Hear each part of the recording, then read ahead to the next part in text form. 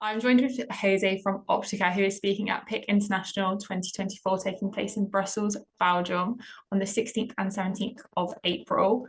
Angel Tech is co-located with Compound Semiconductor International, Photonic Integrated Circuits International, and Power Electronics International. Jose, do you want to tell me a little bit more about Optica and their place in the global photonic integrated circuit industry?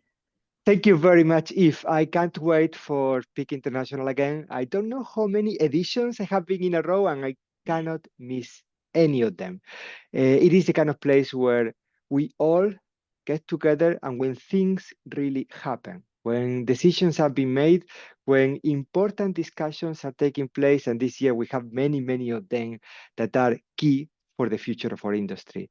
Optica has right now a network of companies who really want to work together. And there are three main challenges that our industry has when it comes to photonic integrated circuits today. The first one is that there is a lot of interest from semiconductor fabs to incorporate photonic integrated circuits. However, this has to be mapped with the whole movement of the CHIPS Act. Next year, we're going to have most likely pilot lines to enable photonic fabrication in series production funded by CHIPS Act. How do we bring the industry together, including the semiconductor fabs, to make sure that photonics plays a really important role in the future of volume production of technologies in Europe, semiconductor technologies? The second one is whenever you understand what is the main challenge of new applications, photonic integrated circuits, people always tell you packaging.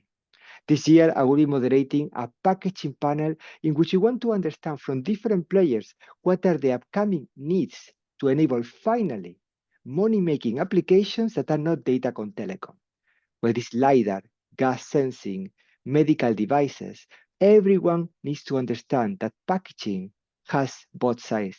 One of them is suitable for all applications, generic and possibly standardized, and the other one is customized to each application in particular. And how do we map these two so we don't have to reinvent the wheel every time a new product wants to face a market outside datacom telecom? The third one, for many years, we've been looking for another volume production that is outside the data center, outside the telecom networks. This year, we have seen a major impact on the free space communication. Satellites are now racks in data centers. We have now more than 1,000 lasers in space communicating on free space communication between satellites. However, photonics, integrated photonics, will play a major role on that. On one hand, every satellite is now a rack into a data center, and communication intra that data center is done with photonic transceivers, similar to the ones that we use in the data center. But guess what? They cannot be replaced easily. You cannot just send an astronaut to replace a transceiver. So new challenges are coming with reliability, lifetime, working in the harshest of our environments up there. The second one, of course, is communication between data centers, sending and receiving information with free space communication, having the right data processing for technologies that when it comes to free space optics will work at 1550, but sometimes at 800 or 1.3 micrometers. We need to develop new photonic integrated platforms for that potentially very high volume market. Perfect. And you did just touch on the panel session that you are speaking at this year. Do you want to maybe give us a little insight to who else is going to be joining the panel session? I know you're moderating it. During the panel, Peter O'Brien and myself, we really try to understand with the rest of the audience, what is the future of the most successful photonic pilot line funded by the European Commission to date, PICSAP. PICSAP sees a bright future collaborating with other regions, setting up packaging facilities, engaging with equipment makers, providing design rules. This is major in order to reach new applications and in order for leveraging the economic scale, in order for knowing what kind of platforms can be used for certain applications and what kind of technologies can be customized to each application or generalized for every application. PICSAP, a few years ago, made the first design rules for testing photonic integrated circuits in volume. Today, We see new companies offering testing services, companies like PIC Photonics offering their platform to test photonic integrated circuits in place. That's today. But what's coming? As new applications emerge, new testing needs are coming, and companies like Expo, companies like Keysight, companies like Quantify Photonics are developing new tools, new instrumentation for that volume testing. This is the time that we have to bring all the different players for each application and understanding how and what needs to be tested and for what price. And you've spoken a little bit about the opportunities in the packaging of PICs. Is there any other opportunities that you think right now that are in the industry going forward over the next couple of years? The next couple of years, we have a huge opportunity. We have seen that many of the transceiver manufacturers want to reduce the cost and, most important, reduce the power consumption. Reduce the power consumption in the data center, making sustainable green photonics for data communication is what everybody is talking about, what is needed. So last year at OFC, Arista shook everyone. They said, we're using linear drive optics. We can remove the DSP from every transceiver. And that not only generates a much better energy efficient instrument, at the same time also a lower cost and simpler.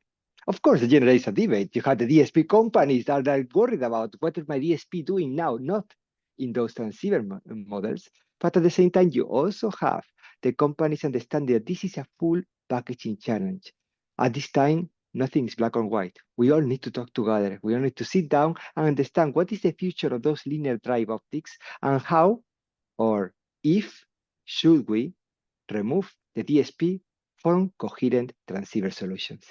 PIC International is a great event for yourself and Optica. Is there anything that you'd recommend those involved in the industry that haven't attended before to come?